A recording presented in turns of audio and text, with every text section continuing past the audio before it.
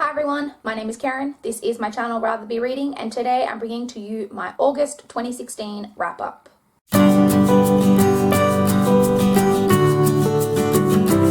First off, before we get started, I just want to apologize because I know this is going to be a bit of a longer video than I would normally post, but I just wanted to take this opportunity to give you guys a bit of a life update. So it has been about 3 weeks, I think maybe 4 weeks since I last posted a video, and that was completely unintentional. On the 21st of August, I dislocated my knee.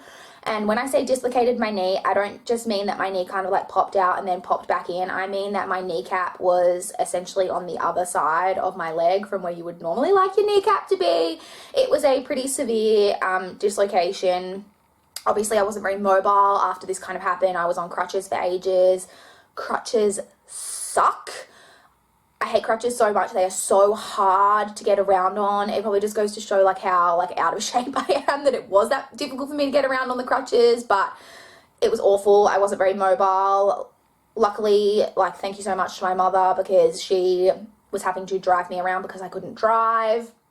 She was driving me to work, and I was having to do half days at work and work from home in the afternoons because I just could not get around the office.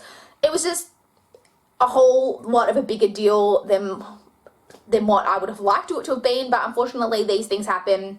I am a lot better now. It's been about 3 weeks since I dislocated my knee, and I can get around really well now. I just have a slight limp still left, and I'm probably looking at another 5 to 6 weeks for a full recovery, which kind of sucks, but it was a severe dislocation, as I said, and it actually resulted in me fracturing my kneecap. Luckily, I didn't do any ligament or cartilage damage, but I am looking at another 5 to 6 weeks for a full recovery, so I'm probably lucky with the level of dislocation that it was, that I didn't do more damage, so that's really good. But that basically is what's been going on. And then in addition to that, while all this was going on, I actually bought a house, which is really, really exciting. It's a goal that I have been wanting to like reach in my life for like a really long time, and I actually thought that it would take me quite a bit longer to reach, but circumstances just kind of worked out. I saw a property that I was really, really interested in and that I really liked, and it just worked out that I was in a position to make an offer, and my offer was accepted, and so I bought a home. Settlement is on the 30th of September, so I will be moving over the first weekend in October, which is actually a long weekend here, which is really great. And then I will be living in my own home, which is so exciting. I'm not sure what the setup is kind of going to be in that first couple of weeks, especially when I've just moved in, but we will see. So that is very exciting. I, of course, am still in that really busy time in my life as well.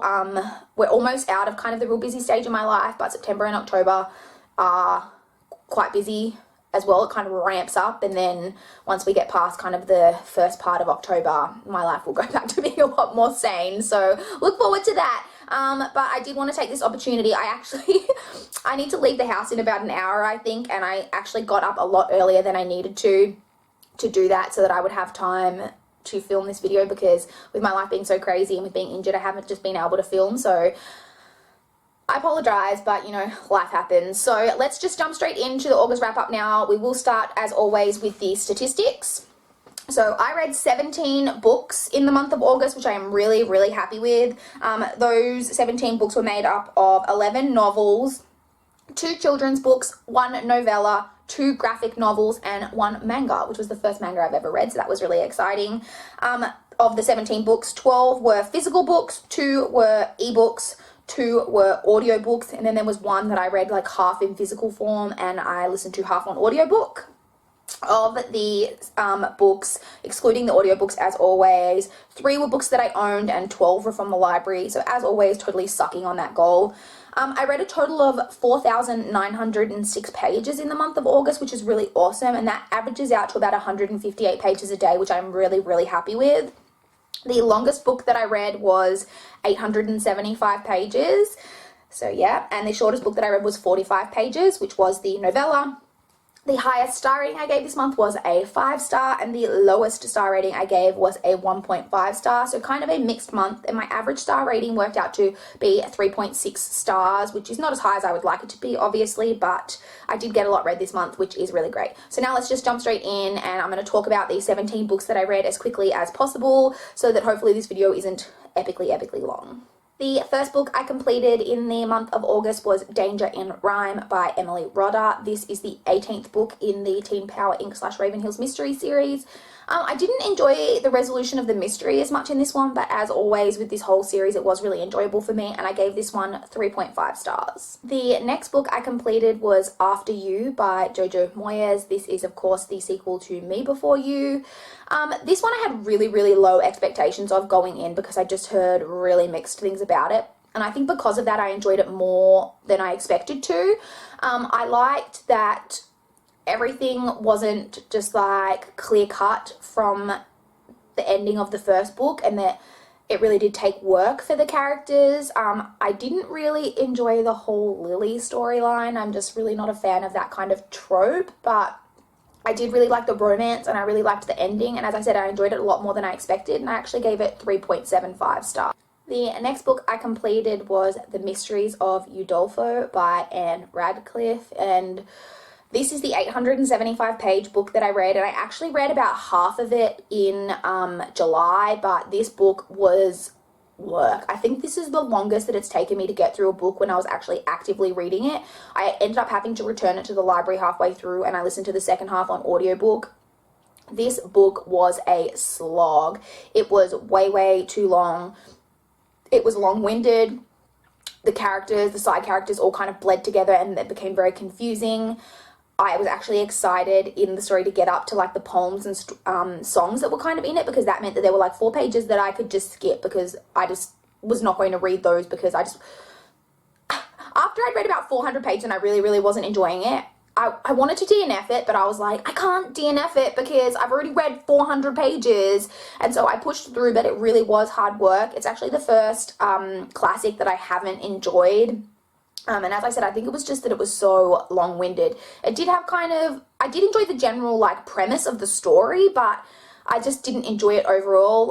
In the end, I gave it 2 stars. The next book I completed was Cry Wolf by Emily Rodda. This is the 19th book in the Teen Power Inc. / Raven Hills mystery series. This one I actually enjoyed quite a lot. I didn't guess the outcome of the mystery in this one, which is pretty uncommon because this is obviously a children's series, but I did really enjoy this one and I gave it 4 stars. The next book I completed was Stolen Child by Felicity Pullman. This is actually the second book in a series, and I read the first book from NetGalley way back at the beginning of 2015. And so going into this book, I remembered almost nothing from that book because it had been so long. And so that kind of made it hard to get into the story, but I did eventually get into it, and I do find the storyline and the setting of this series like quite enjoyable. I do think her romantic relationships are kind of underdeveloped, but as I said, I did still end up really enjoying this. I gave it 4 stars, which is, I believe, the same rating that I gave the first book, so it is definitely an enjoyable series for me, and I do look forward to continuing with this series. Hopefully I can get to the other books in this series a little quicker than it took me to get to this second book, so that I can enjoy it a little bit more.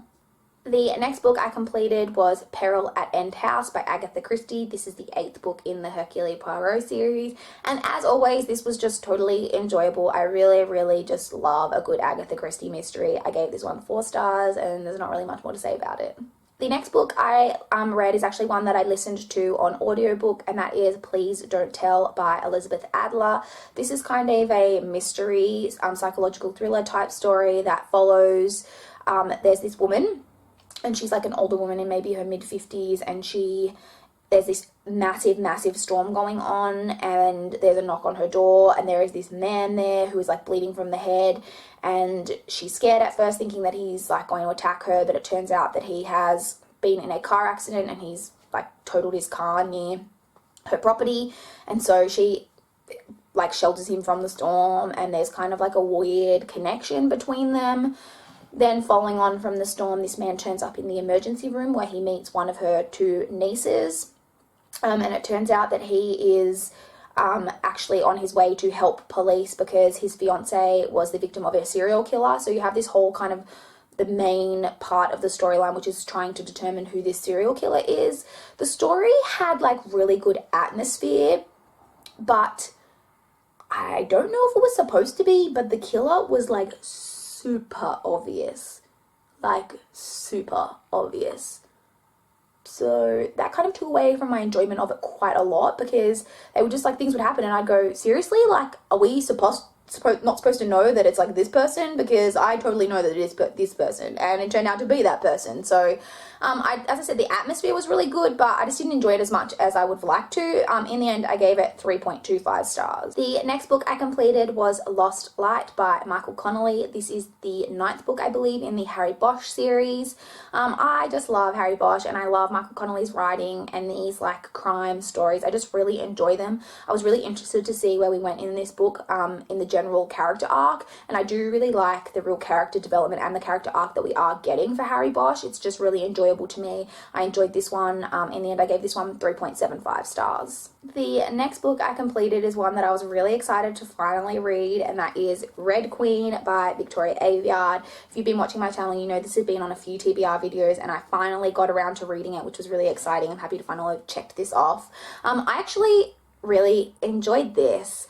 This, as I'm sure you all know, is a YA kind of dystopian-ish story that follows a world where there are red bloods and silver bloods. Silver bloods have magical powers and red bloods don't, but we follow a main character who is a red blood but who turns out to have a power, and that's kind of where the story kicks off. I actually really, I enjoyed it. I enjoyed it a lot more than I was thinking that I was going to. I really like that this story is not heavy on romance. While there are some kind of romantic parts to the story, it is not overpowering, and it is not a character motivation at all, which to me is extremely rare in a YA story, for the romance to not be one of the driving factors, like for the main female character, which drives me nuts a little bit, and I really appreciated that in this story. I also loved like all the characters, and the story had a lot of like twists and turns, most of which I did see coming, but I can see how a lot of people would have found this book to be really shocking, and I really enjoyed the ride like of the story. I gave this 4.25 stars. This book has a lot of mixed reviews, but I do urge you to pick it up and check it out for yourself, because I do think it's worth reading. I actually enjoyed it, as I said, a lot more than I was expecting to. So yeah, 4.25 stars. The next book I completed is another book that I listened to on audio, and that is The Fate of Mercy Albin by Wendy Webb. This is a story that follows a woman who returns to her family home upon the death of her mother. She hasn't been home for about 20 years, and basically the whole point of the story is that she just kind of starts to unravel a lot of like family secrets. That's basically the gist of it. This book disappointed me a little bit. There were some kind of supernatural-ish elements introduced to the story that I just didn't feel like they worked. I wanted more from the characters. I don't know. I can't. It's one of those books that I feel like I should have really enjoyed, but I just didn't. I gave it 3 stars. It wasn't a bad book, but I just didn't love it. So yeah, 3 stars. The next book I completed was Web of Dreams by V.C. Andrews. This is the 5th and final book in the Castile family saga. And if you've been watching my channel, you know that I was basically just reading this book so that I could finish the series, because I had not been enjoying the series like at all. And I continue to not enjoy this book. In fact, it was the worst one of the entire series, I think. The storylines just do not match up. So this one is kind of like a prequel to the first 3 books. So the first 3 books kind of follow one character, and then you follow like the main character's children in the 4th book, and then the 5th book is a prequel that goes back before the events of the first 3 books. The storylines, as I said, they just didn't match up. There were huge inconsistencies. Parts of the story just didn't make sense. I hated the characters. Oh my god, this book annoyed me so much. I gave it 1.5 stars. I'm so glad that I'm done with this series, because I really wasn't enjoying it.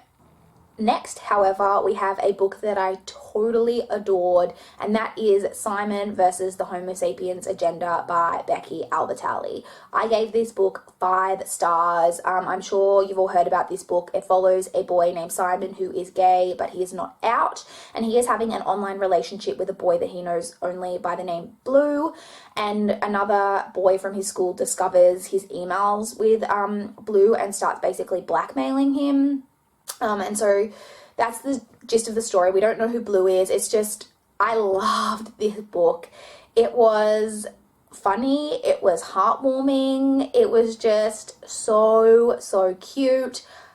I just loved it. And it's just one of those stories that I finished and I was just like, yes, this was a good book. It just left me feeling so warm and cozy on the inside. And as I said, I gave it 5 stars. I absolutely adored it. The next book I completed was Feed the Flames by Annette Marie. This was actually the novella that I read, so it's like book 3.5 in the series, and it follows the point of view from some different characters. It actually follows Saya's point of view.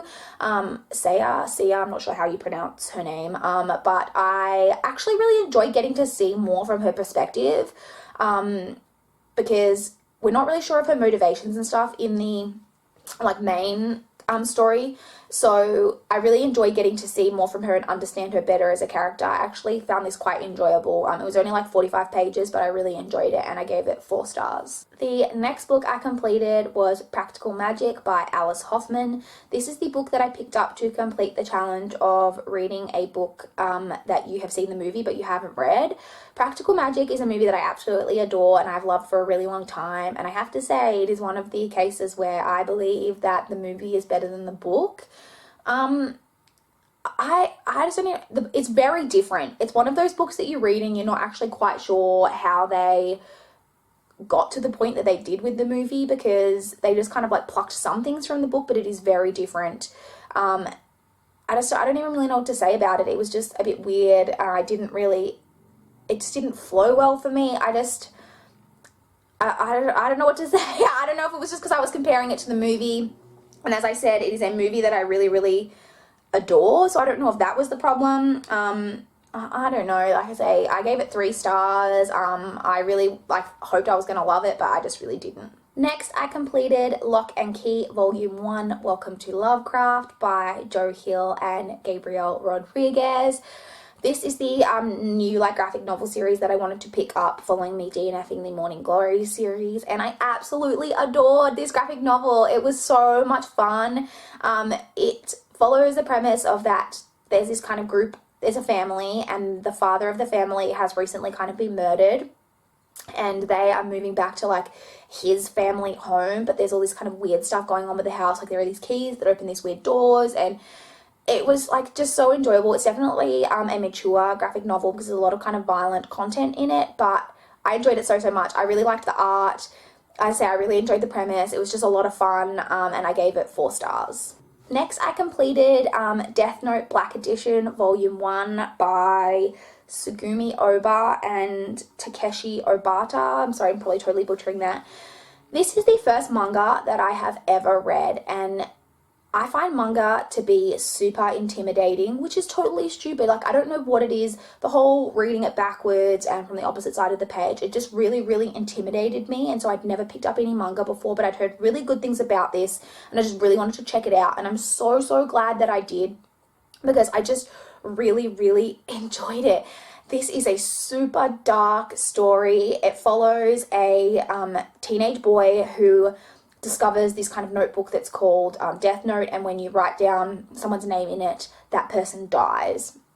And so he starts to use the Death Note to write down the names of criminals and people like that, and they obviously start to die, and he wants to kind of use it to make the world a better place. And it has a lot of interesting themes in it about morality and about what is right and wrong with regards to, can you make a decision that someone who has done evil acts should die?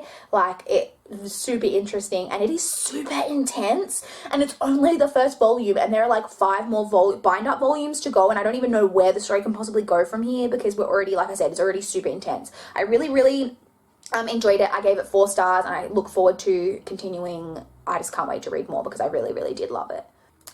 And the final book that I completed in the month of August was Lock and Key Volume 2, Head Games by Joe Hill and Gabriel Rodriguez. I enjoyed this volume just as much as the first volume. I really enjoyed kind of the more of bits of backstory that we got. I was really enjoying that. Again, I really liked the art. I want an anywhere key, to be honest with you. I just really enjoyed this series. I can already kind of tell. I've only read 2 volumes so far, and I think there's 6 volumes overall, so there's 4 more to go, but I just have a feeling I'm really going to love the whole series and that it's going to be one of my favorites. So yeah, I just really enjoyed it, and I gave the second volume 4 stars as well. So those were all the books that I completed in the month of August and a bit of a life update for you guys. I'm sorry that this video was probably super long once again. I would love to chat with you guys in the comments down below if you've read any of these books or any books that you read in August. Obviously my favorite book of the month was Simon vs. the Homo-sapiens Agenda. I just totally adored it. Definitely one of my new favorites of all time. As I said, I'd love to chat with you guys in the comments down below. Please like this video if you liked it. Please subscribe if you want to see more. That's all I've got for this video today. Bye guys.